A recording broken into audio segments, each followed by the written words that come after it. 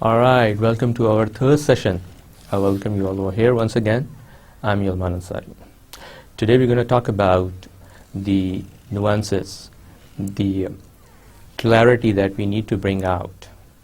Because in the last lecture we talked about a case, it's a small case, given on a micronet broadband, which is Nayatel, an internet service provider.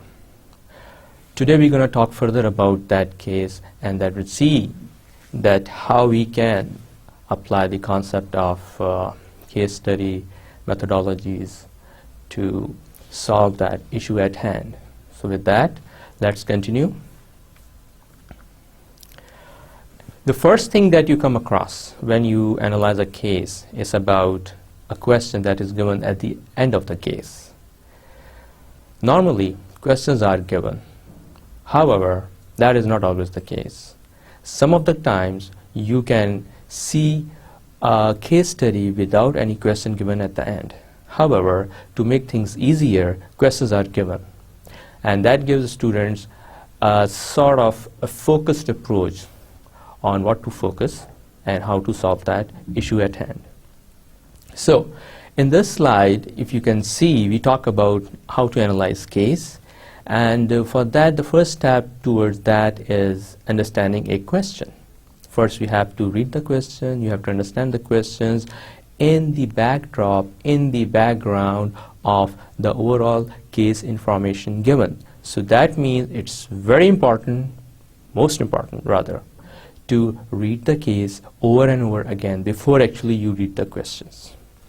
Then, how to identify areas of focus. Like I said, if your case ends with a couple of questions given at the end, then it's easier for you to identify that area of focus. However, not all the cases are given, or they end with a case study basically. So in that case, you have to read between the lines to see how you can come up with the area of focus identification. And the third one is how to break up that question into different segments. So we're going to talk about this a little bit more. Now let's go back to the caselet where the question was given toward the end. And that was taking into account competition in the market. How would you handle this issue in a win-win if you were in the shoes of Mr. Hamid? How would you handle this issue in a win-win way if you were in the shoes of Mr. Hamid? As you remember, last time we talked about Mr. Hamid, who was going back to his work after a series of meetings, one of that just adjourned, जिसमें area manager सारे बैठे हुए थे और वो meeting अभी ख़त्म हुई थी और उसके बाद mister Hamid was going back to his place of work, recollecting all the points that came under discussion in the meeting.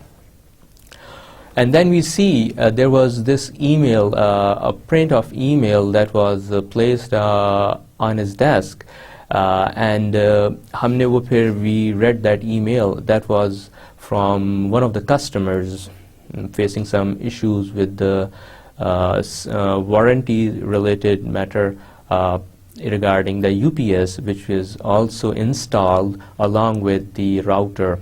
It is one of the services of Nayatel basically, to provide uninterrupted power supply to router, so that power keeps going out or coming in. So the fluctuations taking place all the time. So in order to stop that hindrance, they normally give a UPS as well, just in case you are wondering why is that an internet service provider giving out UPS instead of a router. They provide both actually. So in that background, in that backdrop, in that background of the information given, the case, which was a very small case, we can call it a caselet, one pager, just it ended with the question, and the question was seeking your role, seeking your input in solving a customer-related problem. So before we talk about that, first what we have to do, we have to break that question down into small parts so that we can see what are the specific areas of focus. So first area of focus here is that you see in the underlying portion is competition in the market. That you have to shift your focus to the competition in the market. And then it talks about how would you handle this issue. So now the second thing is it seeks your problem-solving capability. It seeks your problem-solving mechanism to solve that issue at hand. And the third thing is it's a constraint given, which is you have to do it in a win-win way that is acceptable to both parties. That is your company besides the customer, whom we cannot underestimate, whom we cannot forget, whom we cannot overlook, because customers are the backbone of any business. And then you have to assume all that in the role of Mr. Mohsin Hamid. So this is also very much important. So if you can look below, we can create that in a form of an equation. You can see here solution to the problem, and then is followed by an arrow with a little caption over it, which reads market competition, and then is a win-win option for both the customer and the company. So now we have summarized this in a visual form, and you can see that you have to arrive at the solution in light of the market competition, and the constraint is you have to satisfy both parties, the customer as well as your company, because you don't want to see your company lose anything while making something good for the customer, and that will set a precedence for later cases as well. So you want to come up with something that is beneficial, fruitful, and that is quite judicial, quite fair enough for both parties. And here you can see a chart given. It's a courtesy of Tom Kosnick.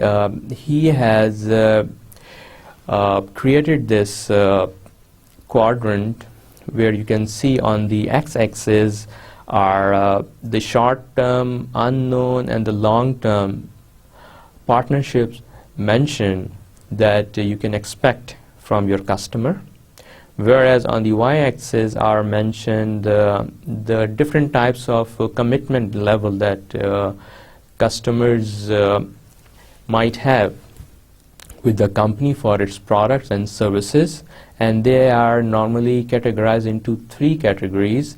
The lowest one is shallow, usually polygamous, just to give it a sort of a metaphorical meaning, and then deeper, which is often polygamous, and then deepest, which is usually monogamous. If you understand the metaphorical connotation mentioned here, it means that it's like kind of a personal relationship that we have with our better halves. So in that sense, they have categorized the customer commitment with the company for its products and services. And here you can see the caption also mentioned along the y-axis the depth of commitment and exclusivity. So now you can see here different levels of commitment and different levels of the expected length of partnership between the company and its customers have been mentioned, namely into 6 categories. And you can read all here. If I start with the short term, and you can see here it's a blind date, meaning a single transaction. Right above that is a puppy love, which is cooperative advertising. And then on the topmost is Romeo and Juliet, 1-year exclusive license. And right above the unknown is playing the field, where renewable VAR, value-added renewables agreement. And then is serious dating, which is R&D partnership, research and development partnership. And then is engagement renewable, which is exclusive terms. And then on the long side is platonic friends, which is a 5-year sourcing contract. And right above it is living together, which is a joint venture. And even above that is marriage, which is merger and acquisition, basically. So this quadrant has categorized the relationship into 6 different categories based on the commitment level as well as the time level. So that gives you somewhat insight into customer and company related bondage, and you can categorize your different customers in regards to their level of commitment and the length of time of partnership they have with the company. On this slide, we talk about the 2 ways of dealing with the question that we have talked about earlier on. One method is called deductive approach method. It consists of a discussion, which is mostly on application of theory. Normally, a teacher starts that discussion. Teacher gives a background on the theory to be discussed in class, and he or she is the main facilitator during the discussion, meaning it's more like a one way of communication, teacher with teacher at the driving seat. And it also talks about testing of prediction. Through that theory discussed in class, you actually test the hypothesis. The hypothesis or the prediction, and see whether that prediction is valid or not in light of a theory. This is called a deduction method, and put it simply, we can also call it looking at the bigger picture first and then looking at the smaller picture later. First, you look at the environment, external environment, the factors impacting that problem at hand, and then actually you narrow down your focus to the problem itself. So looking at the bigger picture first and then looking at the smaller picture. This is called a deductive method. Another way of putting it is you can say looking at the forest first and then looking at the trees later. Because first you look at the bigger picture, which is forest, and then the trees, which is the smaller picture. So basically, under deduction method, we also test the prediction, which is hypothesis, and see the theory that we are going to apply, how accurate those hypotheses or predictions are in light of that theory. Basically, the application of theory helps us validate, verify the state of hypotheses, the state of prediction that we have, or that we want to actually apply, or that we want to prove right or wrong. So this is what is needed when we apply a deductive method, that you must have a conceptual background before, you must have a theory, you must have some research framework before, something that you have looked into before, and you apply, you fit those models into the problem that is given to you. And this is basically, in a nutshell, deductive method is. So now we are going to talk about how we can break down our problem in light of a deductive method. For that, I will backtrack. I will go back to one of the previous slides and see the question again. Okay, so now I'm at the earlier slide, and here I'm going to explain to you how we can apply deductive method. As you know, we have just explained that deductive method is that way that helps you first look at the bigger picture and then at a smaller picture. And the other way, you can say you want to first analyze the environment and then see how that problem fits into that environment, thereby identifying the causes and effects. So if we do this, we are going to talk about deductive method by looking at the bigger picture. So the bigger picture is here.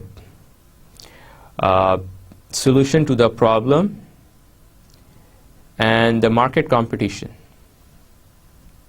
Solution to the problem is what your task is that you need to achieve, and how can you do that? In light of market competition. So that market competition is something that you have to focus on, then this is called the bigger picture. And the smaller picture is that you have to go into detail of the nuances, the complexities of the problem given in terms of the detail that was given in the email by the customer, and seek to find out a win-win option for both the customer and the company.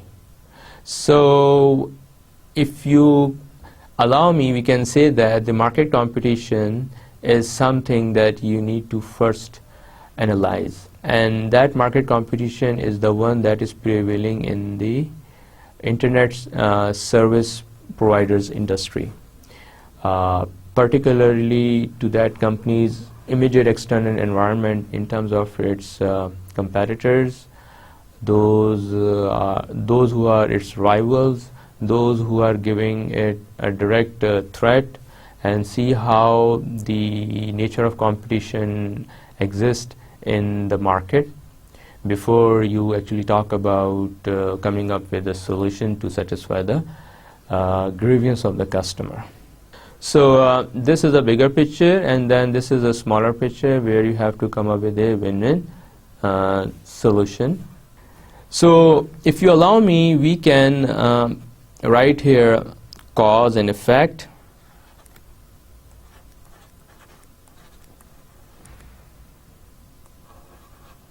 Cause and effect.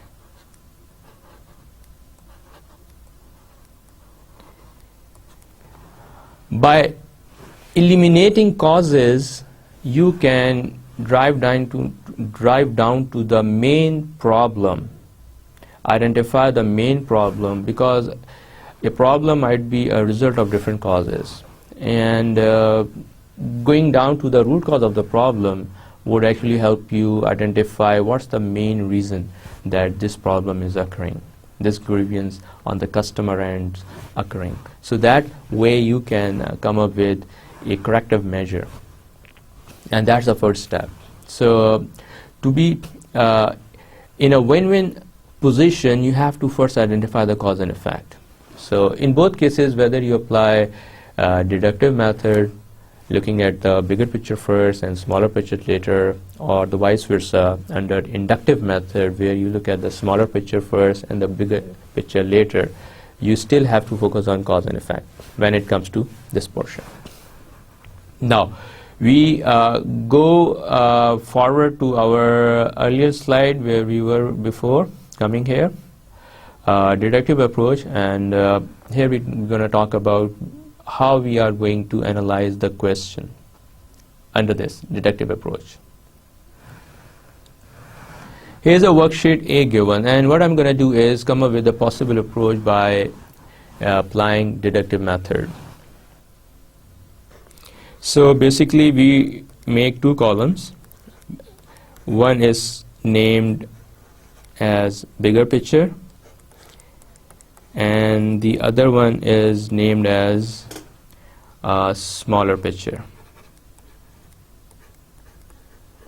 So by doing that, we are going to identify the details given in the case under these two categories.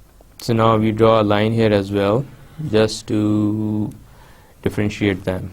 Okay, so this is actually the real work I'm going to show you so that you know in actuality how you are going to record the details of the case and jot them down on the piece of paper, and how you are actually practically going to do it. If I had shown you all these things in an already typed format, then you might not be able to relate to what I had already done. So that's why I'm doing it along with you, so that you can see and learn from that. So under the smaller picture, you can write all the relevant detail that was given in the case about the problem itself, relevant detail about the warranty issue,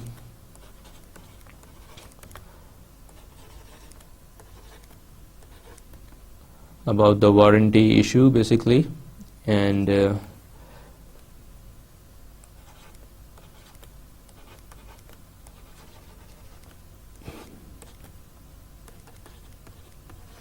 okay.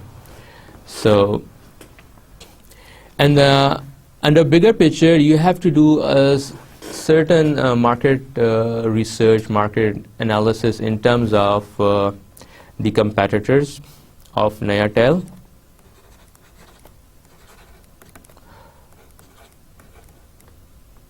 Who are the competitors of Nayatel? Basically, you are going to do a search on them. First point, and the second point might be you have to apply a Porter generic model, which is also commonly known as Porter 5 forces. I hope you are all familiar with that in one of your management related courses. And then you have to, in light of that Porter 5 forces, you have to apply a SWOT analysis.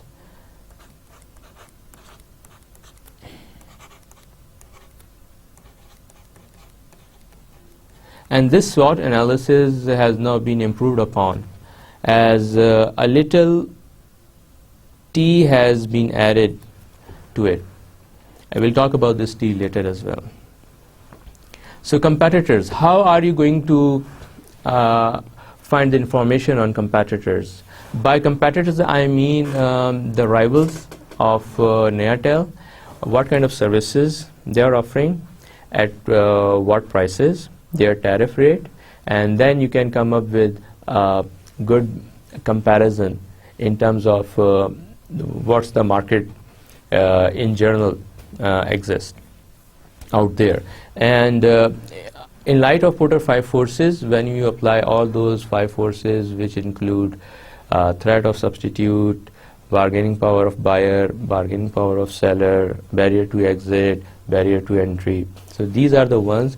Once you have clarified those Porter 5 forces related forces in light of the company and its business challenges, then you would be able to complete your SWOT, which would help you identify the internal strengths, internal weaknesses, and external opportunities and external threats, because SWOT stands for strength, weaknesses, opportunities, and threats. Whereas this little t that has been added by management researchers, and they found out that SWOT was not actually taking into account all relevant factors, because in our present times, one such factor that is being overlooked for so many years, and technology has been one such factor. However, this T doesn't stand for technology. It stands for trend. Trend, T-R-E-N-D, trend. And technology is one of the trends that has changed the nature of competition, nature of businesses, how businesses have been conducted before, and they have made existing ways of doing numerous things totally obsolete. They have actually virtually destroyed them. Like, you don't see cassettes anymore, you don't see floppy disk anymore. Even about the CDs, the use of CDs is going down day by day. And what about the big size cell phones that we used to have? And what about the big size desktops, computers that we used to have? And now everything is in smartphones, you know. So basically technology has unleashed a new trend that has made lots of businesses disappear actually. You get to see the typewriter anymore because that is about the trend. And trend also talks about some demographic trends or anything else like that.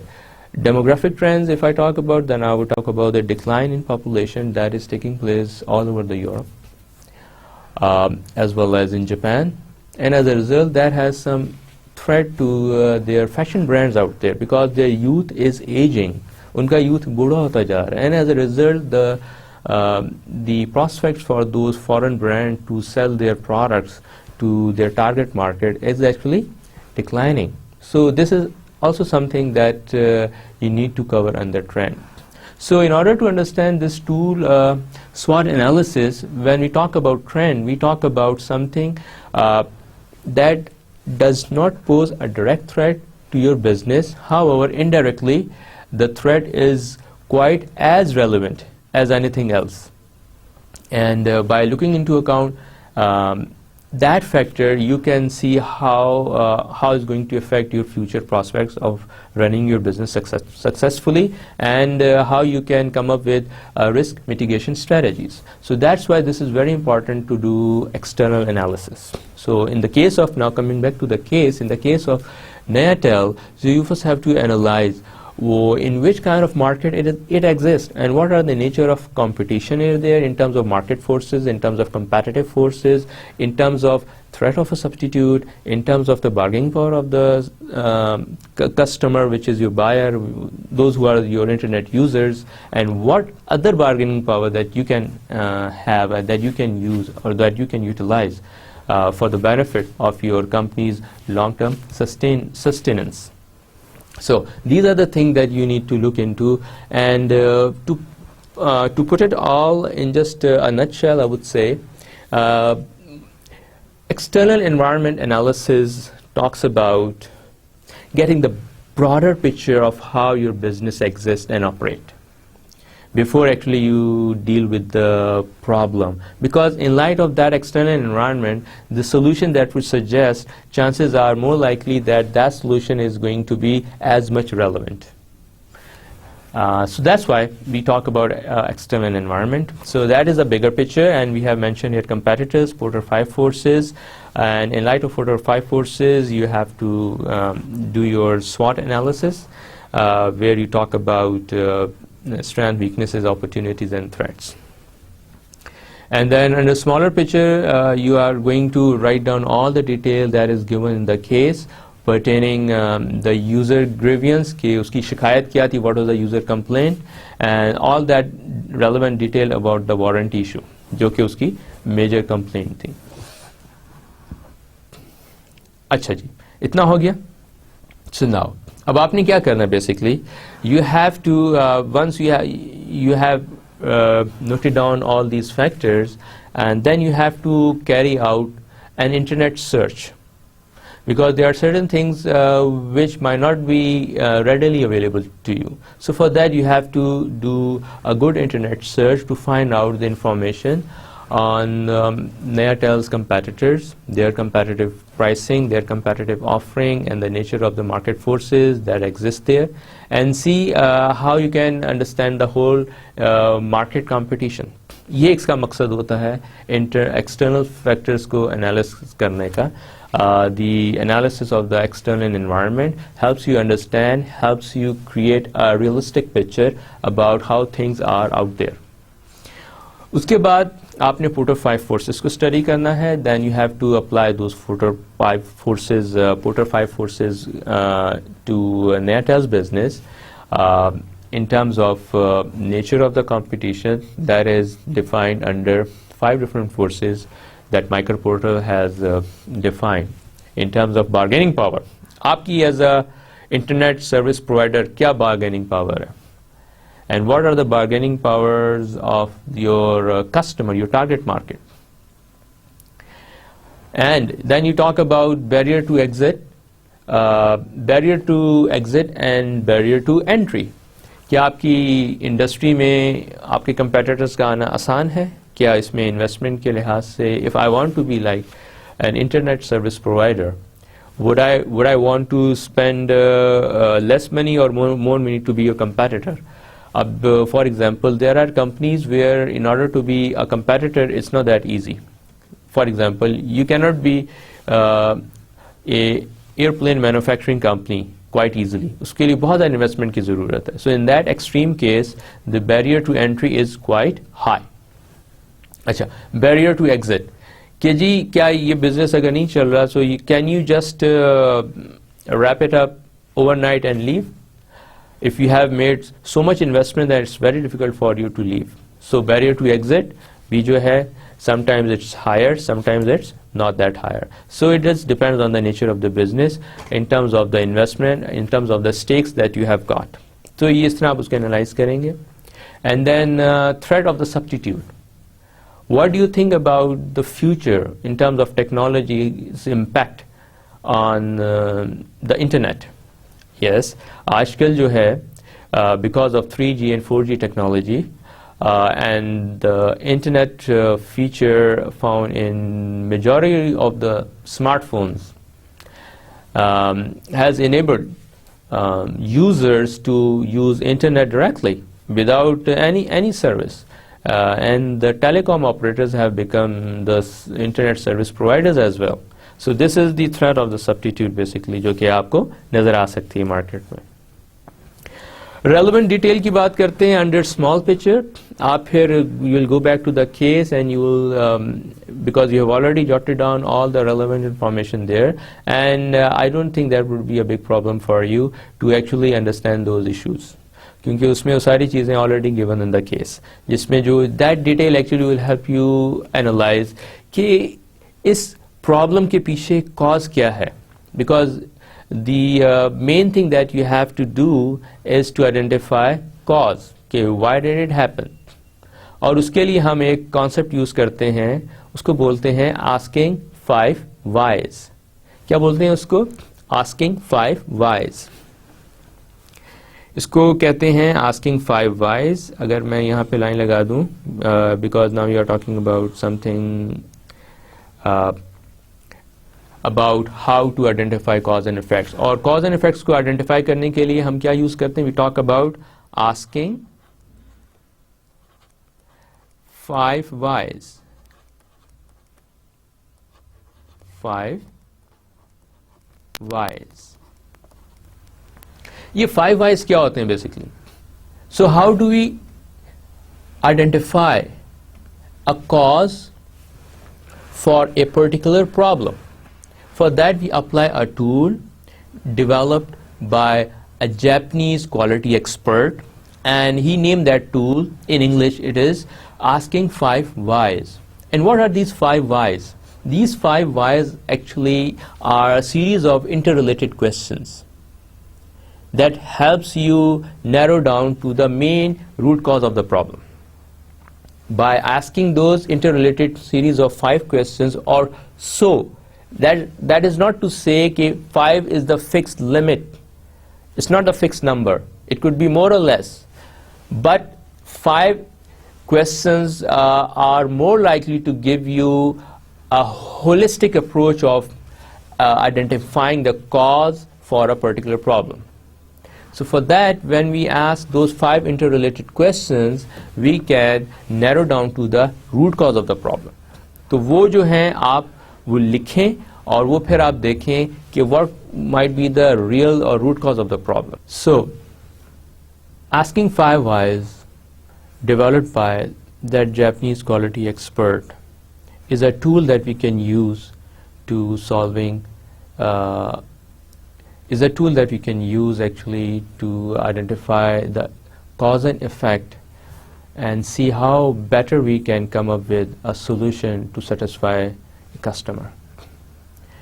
So if you go back to the case and recall its detail given in terms of the reason why the customer was unhappy, so we would find the main reason was that there was no warranty card that was given to the customer in the beginning when the UPS was installed.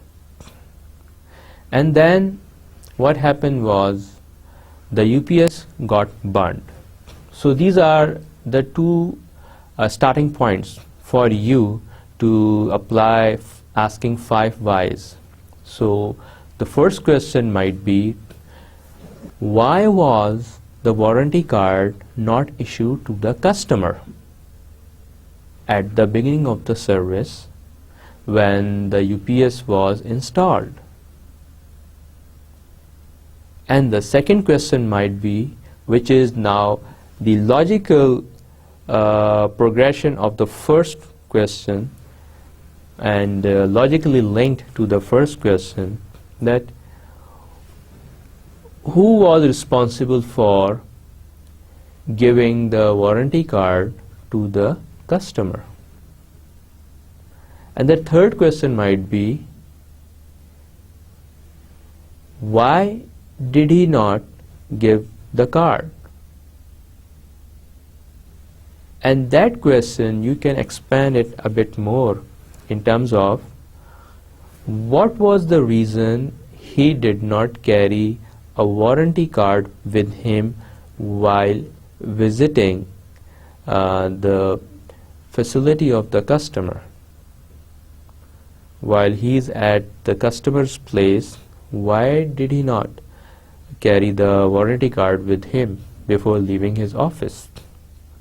And the fourth question might be, which is now more related to the office and procedures, and those procedural matters which may involve other top management in terms of those who are specifically responsible for dealing with warranty related matters and dealing with such documentations.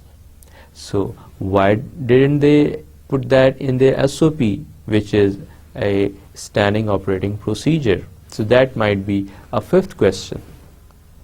So over there you can identify and go back to the root cause of the problem, that where lies the real mistake, where lies the real error, where lies the real root cause of the problem.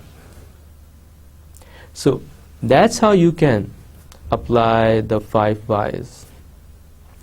And from there you can identify and pinpoint it, that is the main reason, because if this reason is still remain untouched, then you cannot ensure in the future to have these kind of issues not taking place.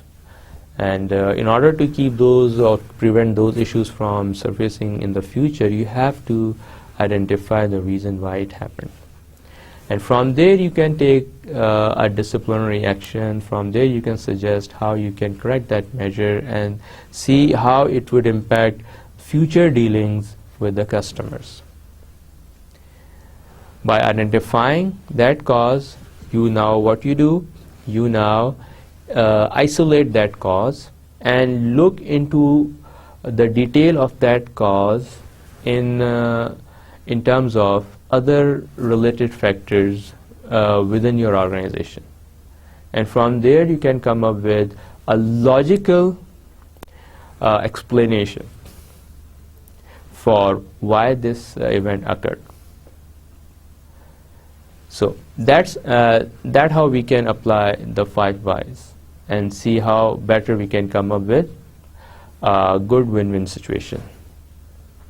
After analyzing causes, now you are going to talk about or see how those causes might have the ramifications or the repercussions on the effects. So now we talk about the effects. The first effect is that customer becomes unhappy.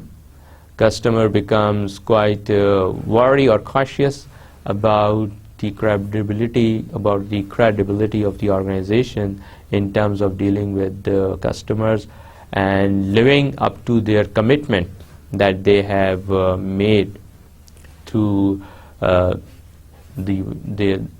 services they provide, and giving them assurances that if something goes wrong, they can correct it, they would make that good for customers, and they would ensure that the customer rights are duly taken care of.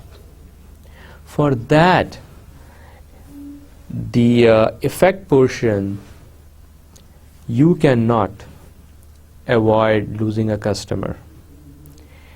And for that, even if you have to look across multidisciplinary approach-wise, then you should do. And here you can borrow the concepts from CRM, Customer Relationship Management.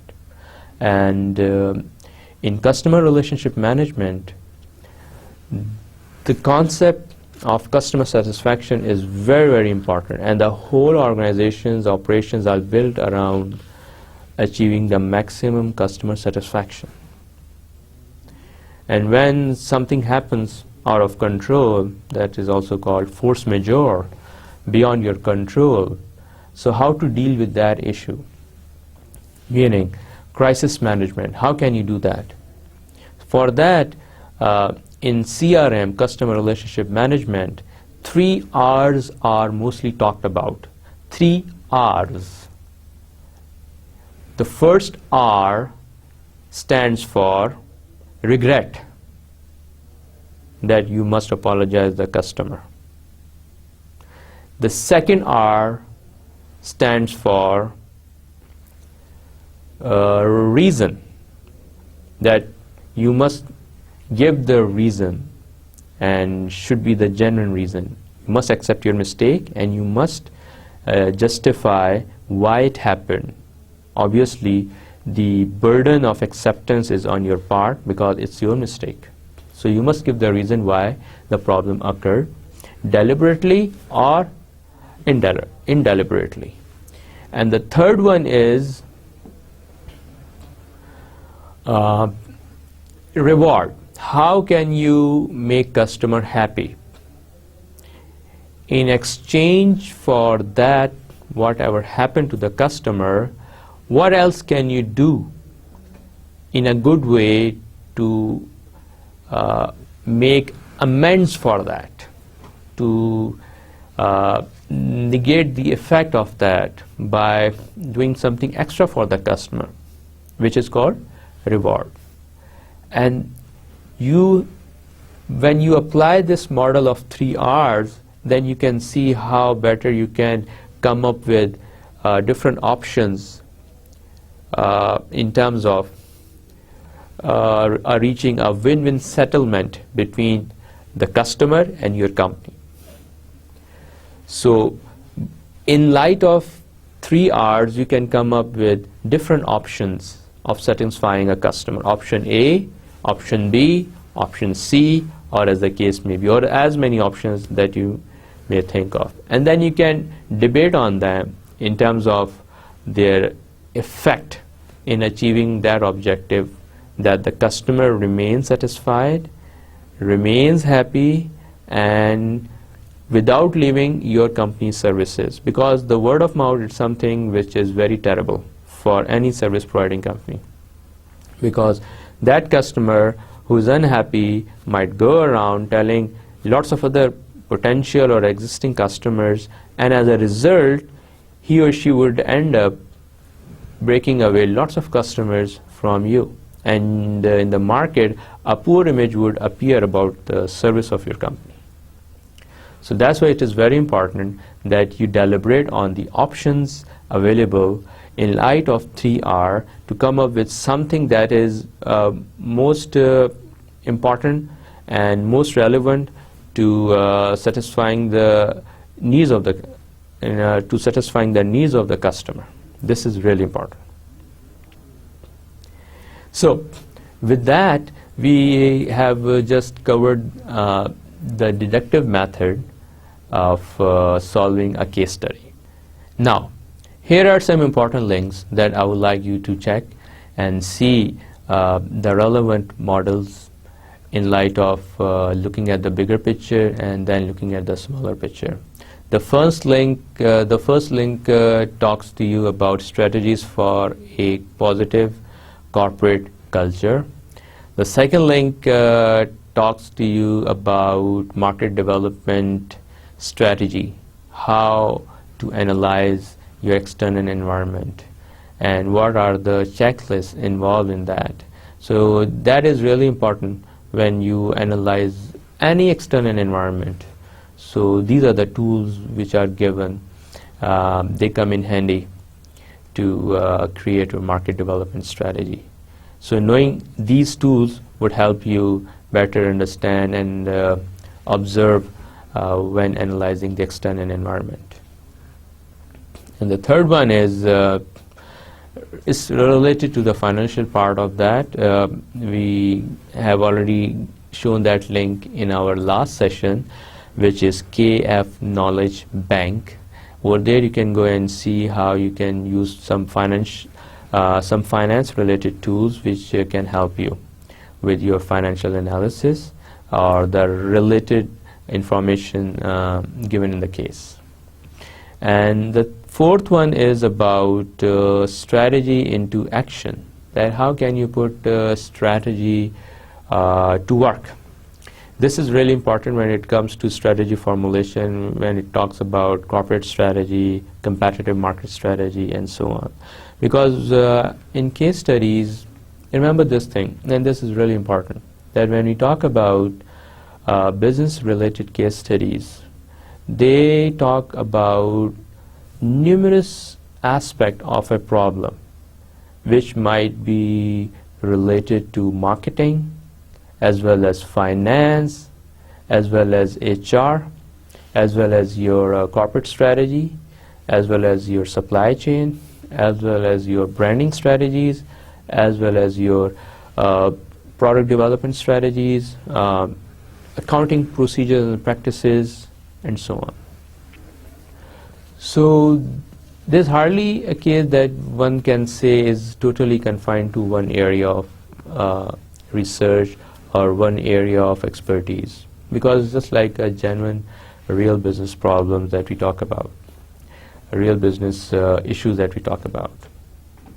So whether you are majoring in finance, HR, or marketing, or in any other field, it is always helpful that you come up with a better analysis by using these tools, which are multidisciplinary, meaning covering all different areas. And the knowledge of these tools and the knowledge of those different areas matters a lot for a significant analysis of a case, because that really makes the analysis of your case, the strategy that you recommend, more meaty, substantial, they make them more logical and more forceful and convincing. So that is very important, that you should have the prior knowledge of all these relevant fields. If not, then you can visit these links and you can have a quick grasp of these tools, these methodologies, and these concepts. So I just thought to share these links with you. And there are numerous other links as well. So you got to be a good internet searcher so that you can find relevant information helping you with the analysis. On this slide, I'm going to share a link with you which is an online website that contains lots of case studies, and over there you can practice solving a case by deductive method, which is looking at the bigger picture first and then a smaller picture later. And this is the website metapraxis.com. You can go to that website and practice a couple of cases, and I can do one or two with you. So let's talk about it. All right, here's the website that opens through that link, and these are the business analysis case studies.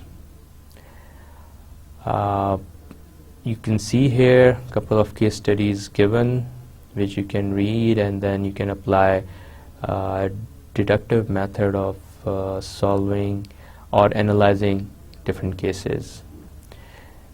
Let me see which one you would like to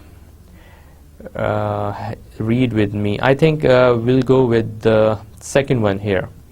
CSR is a pioneering designer and developer of silicon and software for the consumer electronics market, and is at the forefront of developing semiconductors and software for a host of world-leading technology platforms and standards, including Bluetooth, GPS, and other location technologies, FM radio, Wi-Fi, near-field communication, and numerous others. The group employs over 2,000 people in 30 offices throughout Europe, USA, Asia. It continues further. A new page is opening.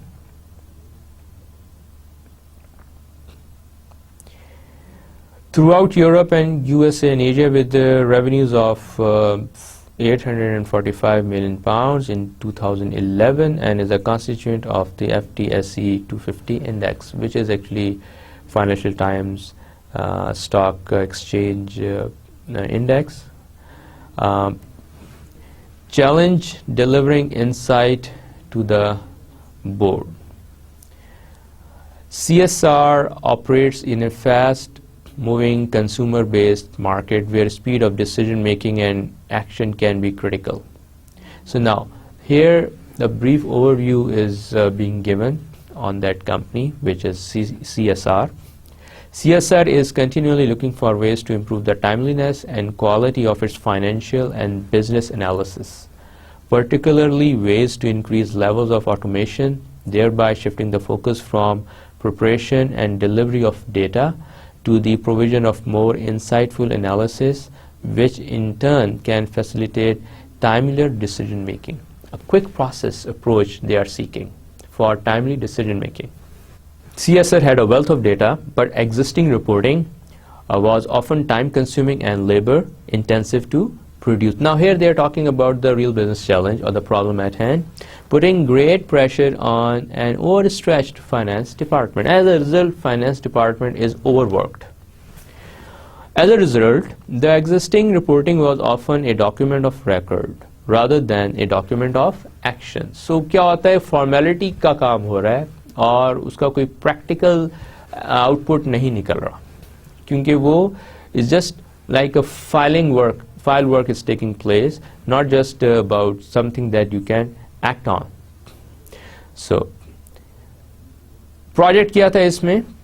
The matter practices work with members of the CSR group finance team to identify the key business questions that needed addressing. अब यहाँ पे जो company matter practices है, they are telling about themselves how they went out and solved that business problem for the company called CSR.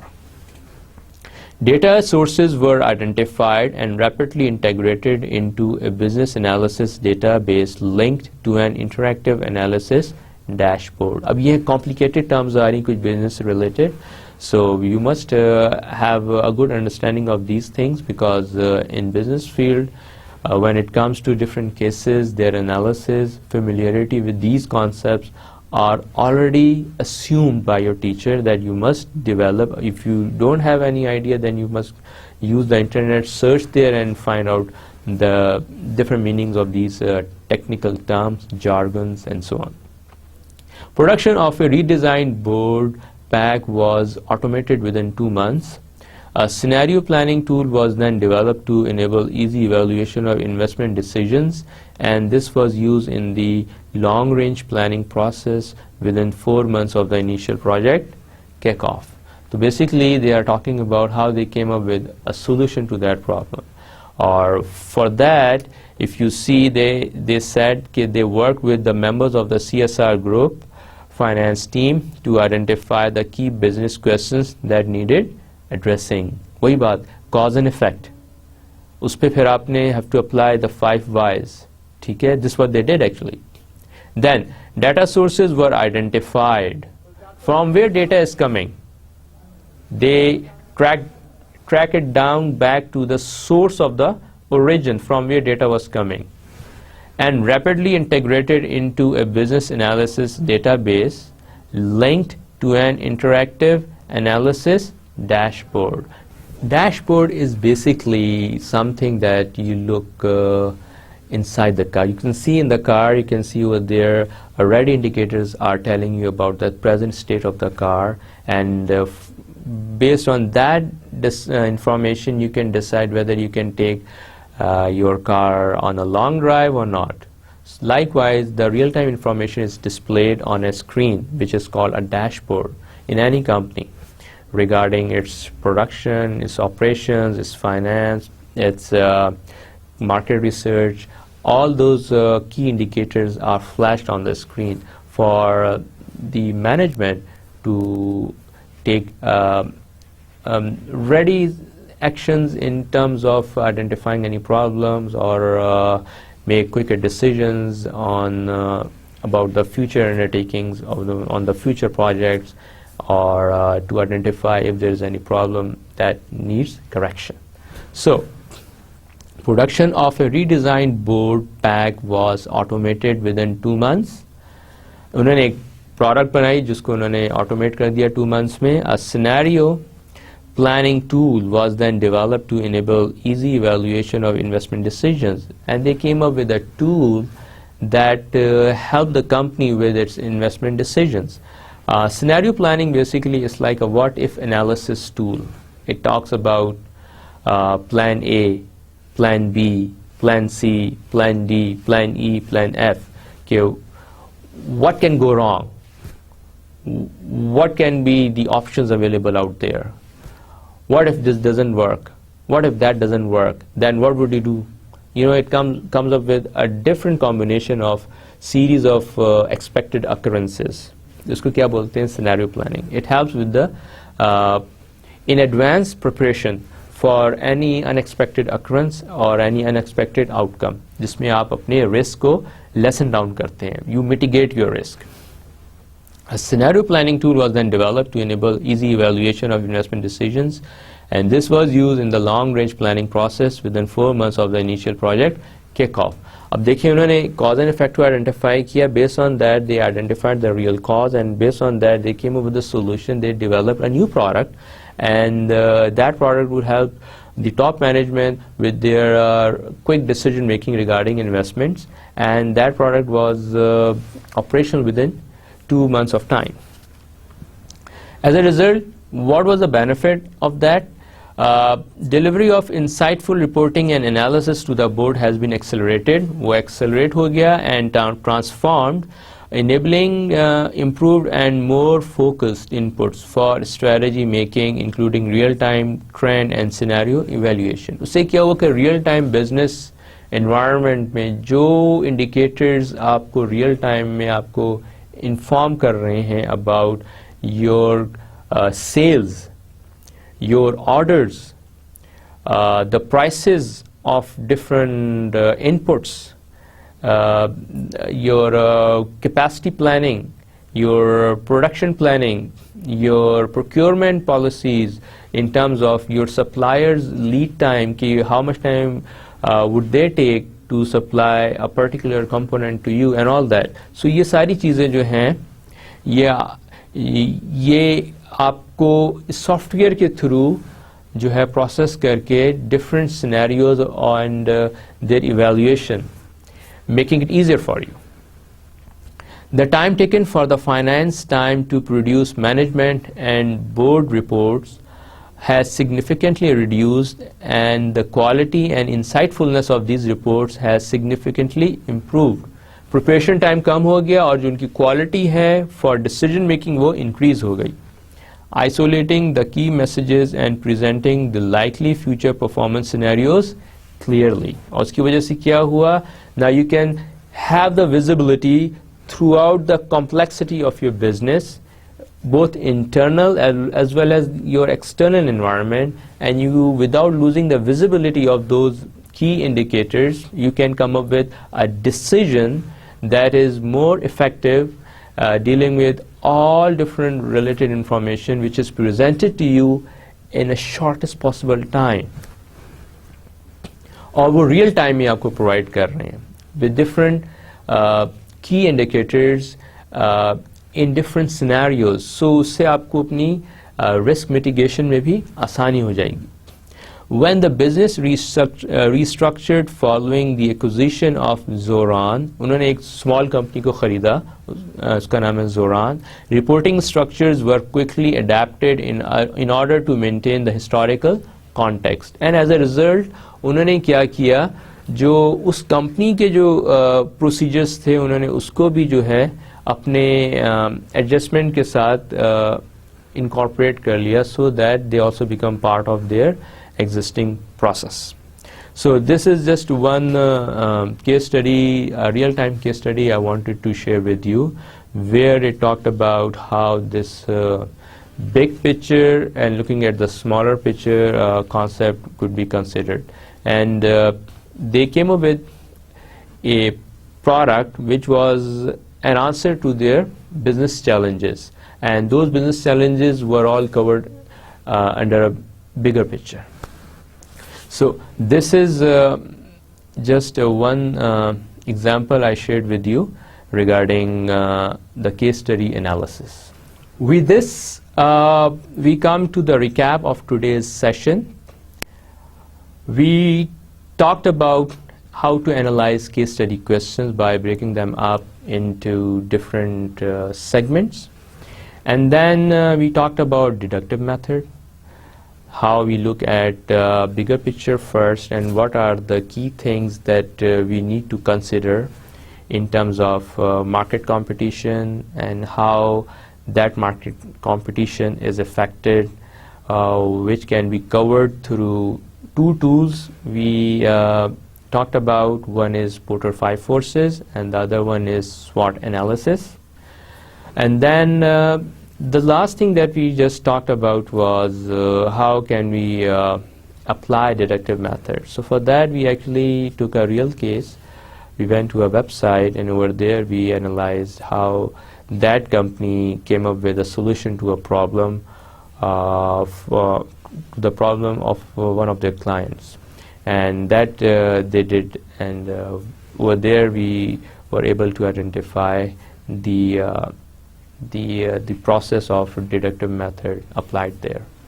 With that, I conclude today's session, and I hope we look forward to seeing you again. Thank you very much.